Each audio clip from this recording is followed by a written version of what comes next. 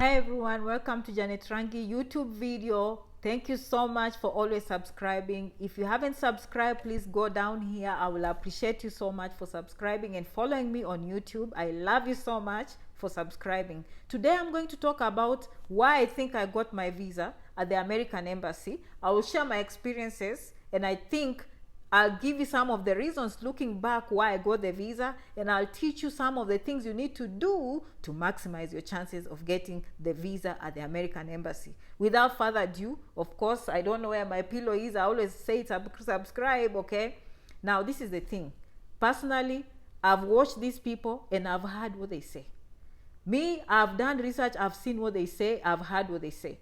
They say most people bring too many documents, and we'll go through that. But basically what they are looking at is what are they asking on that website? What is the State Department saying?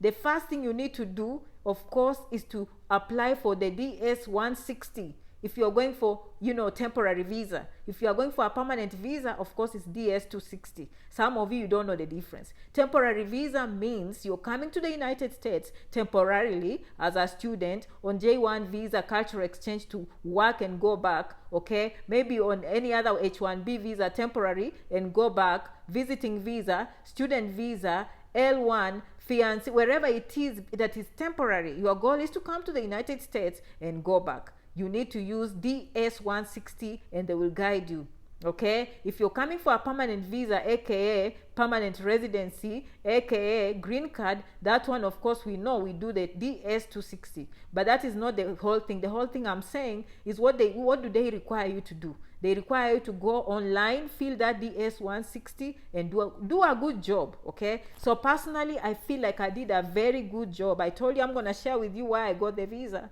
I did a very good job with the DS-160. I remember those days we didn't even do it online. We were just filling it with our pens and paper.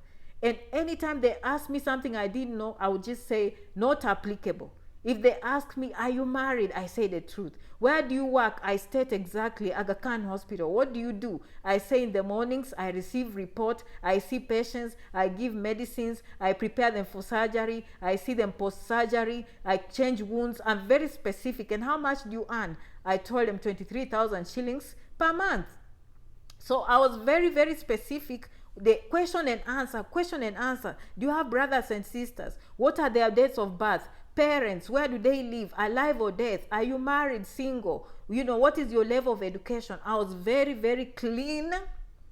If I never left any blank spaces. Why do I say this? The DS-160 is your introduction. It's your first impression. We've had so many people, and I've come across, Janet has been doing this for so many years, okay? I've met many people who say, Janet, I was only there, they didn't even spend time with me and they dismissed me. Or Janet, I was there, they didn't even ask me many questions and they gave me a visa. The truth is, yes, it's true, it looks like they didn't spend time with you, but the DS-160 was your introduction. The DS-160 was your first impression. They've already studied you, they've already seen your background, they've already made up their mind, so now they want to meet you.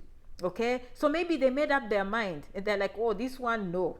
And then they meet the person, you're confident, you're smiling, you're answering the questions appropriately. Guess what? They might change their mind. Alternatively, probably they say, wow, good education, scholarship, good family ties back at home. You show up at the window, you don't maintain eye contact, you are not confident, you look like you're lying. Of course, they will deny you.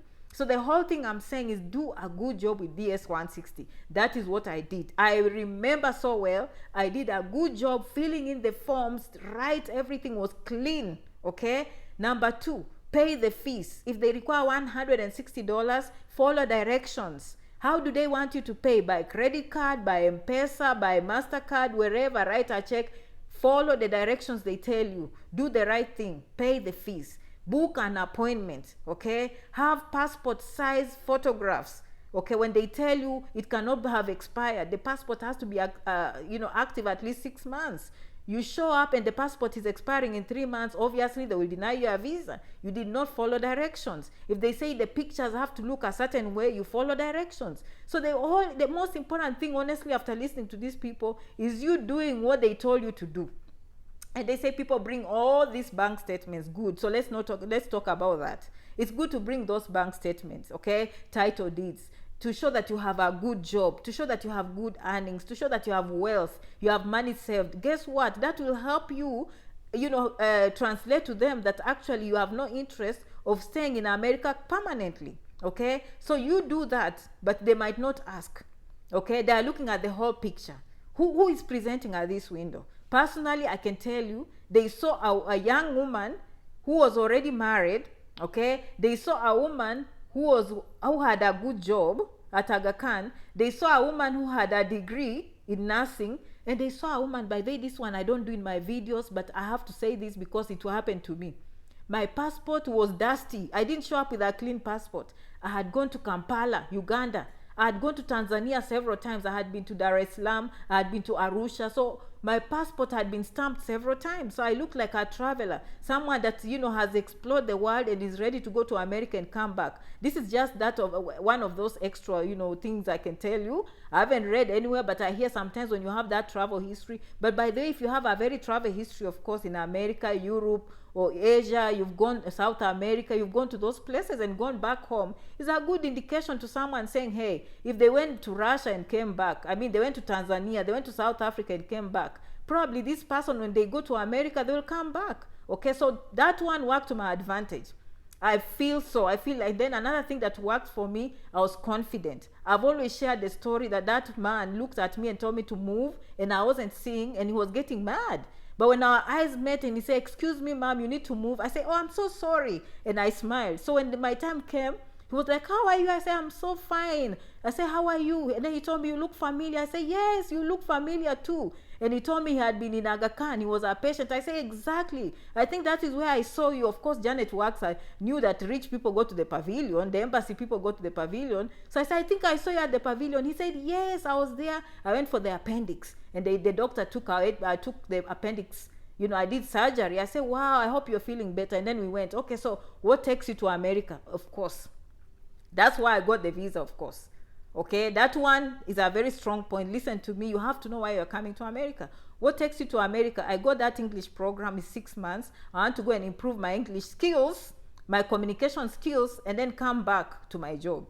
Okay, it was very clear. It's simple. Some of you think it has to be complicated. I never left any blanks. Question, answer. I struck. Okay, I struck a conversation. I made it natural. I treated them like humans. I didn't treat them like these Americans who are here to deny me a visa. So I enjoyed myself. I had a good time. I relaxed. I did not look desperate. But that question, okay, what takes you there? How do we know you'll come back? I said, look, sir, didn't you just, you saw me in Aga Khan. I asked for permission. I'll be back after 6 months. I have to come back on my job. Period. I've already, check mark, because let's review this. Okay, I don't want to go far and forget this. For those who follow Janet Rangi, do not worry. Maybe close your ears. Janet sings this too much. But remember, Janet is here to teach everyone. You will succeed through Janet Rangi. Good for you. You'll move on with your life. I hope you continue following and sharing with your friends anyway. But Janet has to continue teaching. New people are coming every day. So I can never assume anything. Even you, I always say the example. If you went to kindergarten, right? You went to kindergarten. You finished kindergarten, you went to first grade, you went to 8th grade. When you went back, your kindergarten was still teacher. You are still teacher in the same school, teaching the same things. Janet is still here. She'll always be teaching new people coming in. They need to know this information. Here's the law. The embassy operates with the law, okay? The assumption, by the way, it's an assumption, but it's the law. The law assumes that anyone coming to the United States on a temporary visa, which I listed temporary visa, meaning you come and you plan to go back, anyone coming to the United States on a temporary visa has the intent of coming to America and never going back. Therefore, it's up to the applicant to show compelling reasons, to show compelling ties that they will actually go home after their visit, after their job, after wherever brought them in America. That's why you hear every time they deny you a visa, they could have said many things, or they just look at you, the DS-160, they say, not going to school, not working, looking desperate at the interview. This one, obviously, mother, father, everyone in the United States. This one, of course, she's young, she's going to go there. And I'm just using examples. Never think that just because you have family in America, you can never get, a visa. It's up to you to always speak up. If they ask you, where's your mother in the United States, you cannot lie, obviously. Where's your father in the United States, you cannot lie. They know if you come here, probably you will stay. At that point, if you're 21, you're over 18, I mean, speak up for yourself. Say, hey, mom or sir, don't call everyone that. I mean, I know and I can see what you're thinking, but I'm a very independent person. I know my parents are there. Right now, I just plan to go to school and come back. Do you know, it's just that simple, okay? Right now, I'm rushing to that graduation. I'll be there, visit a few places, and come back to my job.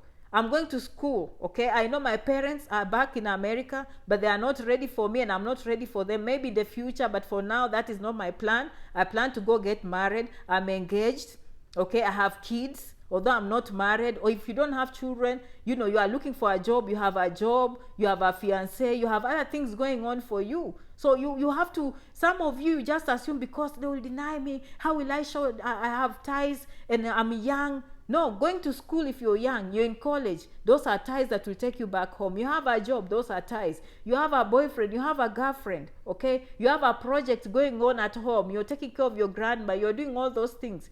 And if you see in the interview them mentioning your family members in America, you say, hey, that's them.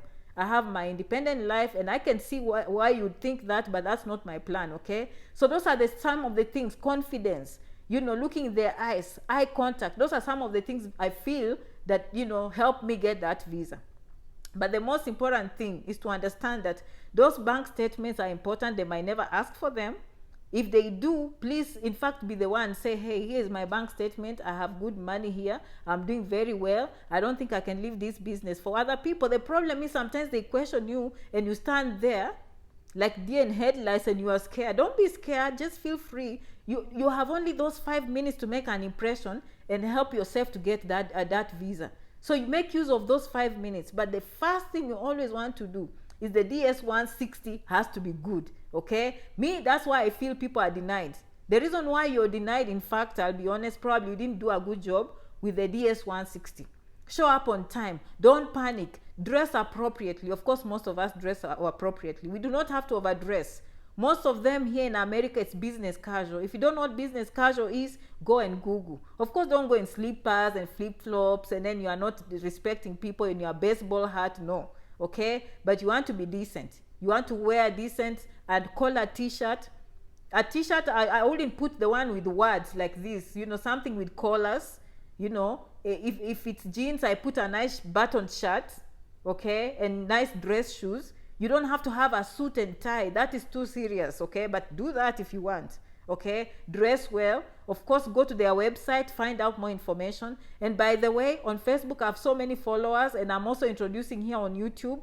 I'm gonna go down here in the comments. I'll leave my contacts. I'll leave my emails. You'll go to janetrangi.com. You'll go to my contacts. You can sign up if you ever want any help with these things. Okay, you have questions about the embassy, you have questions about schools, you have questions about anything you have questions about. You want to come to America, you want to go to Canada, just sign up in my newsletter. I'll be sending, if you leave your email, I'm sending newsletters. Okay, so go in the comment section. I'll leave my things here, my contacts, you know, janetrangi.com. Okay, and I will see you there. Okay, keep subscribing and following for more ideas. Okay, so what have you said? What have we said? Okay, what made Janet come to America, to be quite honest, is the confidence. It's the job. Okay, it's the marital status, it's previous travel history. Okay, it's paying money on time, booking the appointment on time, showing up with the right passport size photographs. The passport was not expired. Okay, I didn't even have bank statements, but for me, I had a sponsor saying they are going to sponsor me. Some of you, you will show up with bank statements, they will not be yours. Make sure you have a letter. This is what you do with the embassy. Anything you tell them, be ready to back it up. Otherwise, don't bring it up. And don't answer questions you've not been asked. Be direct. Be direct. Okay? They ask a question, don't volunteer information. Oh, by the way, my mom is there. Did they ask if your mom is in America? If they do, good. If they don't, then you don't volunteer. That is just how I do things. Don't ask, don't tell. Okay? But if you say you are married, you better have a marriage certificate, legitimate. If you say you went to school, university, you better have transcripts and a university degree. If you say you work at a certain place, you better have a job from that employer. Okay? If you say you have a good business, you better have bank statements. You have birth certificates. All those names have to match. When you're filling in forms, the birth certificates, the passports, all the names have to be matching. Those simple little things, by the way, by the time you show up, you look so prepared, you're ready to conquer. And by the way, I'll be giving help, but for this video, I always say the video is very generalized. But when I look at you as an individual, probably you have more questions. But this is just a general overview. Some people watch this and they call me, they are very successful and they are happy with me. Some of you, maybe your situation is complex. Some of you, you've been denied over and over and over again. And we review these things, by the way. Why did you get denied? The biggest of all, if you've watched Janet for many years, for those who watched Janet, they'll probably recite this. Don't say lies. Tell them the truth. Tell them the truth, because what other options do you have? Okay, if you lie, those lies will follow you in America. If you lie that you don't have a mother in America, you come here and your mom is ready to file for you a green card, how will she claim you? You said you don't have a mother. So they put there, like you went to the embassy, you lied that you didn't have any children. Or you lied that you are married and you are not. When you come here now, you're ready to file benefits, they ask you, hey, you said you are married, where is that marriage certificate? We need to, now you can't keep up with the lies. Okay, me, I always say they better deny you the first time, the second time, but you always have a chance if your folder is nice. That's why some people, and by the way, when you go to the embassy, okay, I'm closing this video, don't worry, there are 3 outcomes. Expect 3 outcomes at the embassy. They might deny you, they might give you a visa, or they might put you on administration. That question I get a lot on my page. Administration just means they need a little bit more information before they make a decision. It's not a visa they gave you, and it's not a denial either. And sometimes that information will be sent to the United States, and it might take time. So always ask them. They will tell you the time frame when you can hear from them. Email them, call them. Do not call too much. If they tell you to wait 3 weeks, wait 3 weeks. Okay, if you don't hear from them after 3 weeks, you go back and say, hey, you told me to contact you within 3 weeks. I haven't heard anything. What's going on? I just want to know the process. And then they will guide you. Okay, that's why it's always good to say the truth. Now you see, Janet just told you sometimes they put people on administration.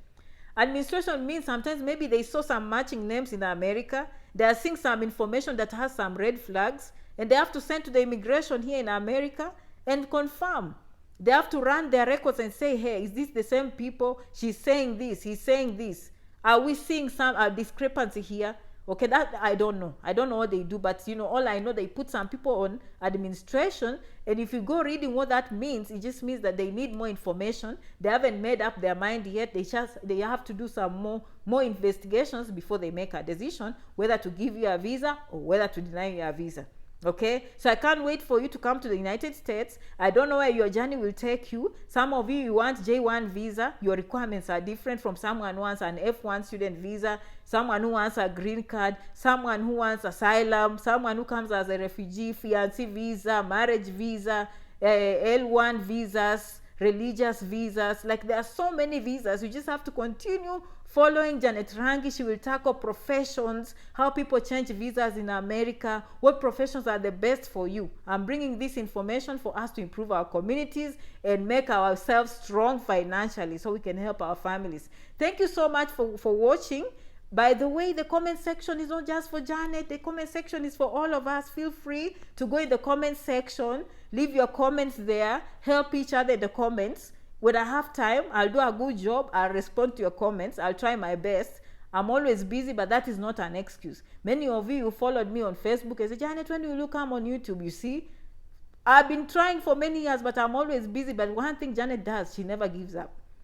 However little, I'd rather throw a video there for 1 week than disappear forever. Many of you, you've gone through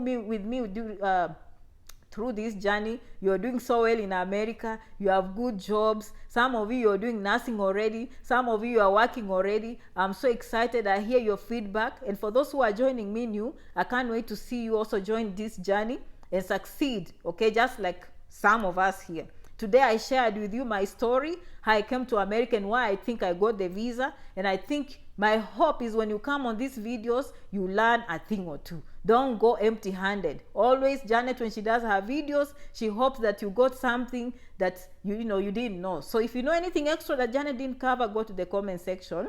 Until the next video, I love you so much. Muchas gracias. Kwaheri. Shukran. Thank you so much for coming. Okay, I will see you in the next video. Without further ado, Bye bye. Bye. Thank you.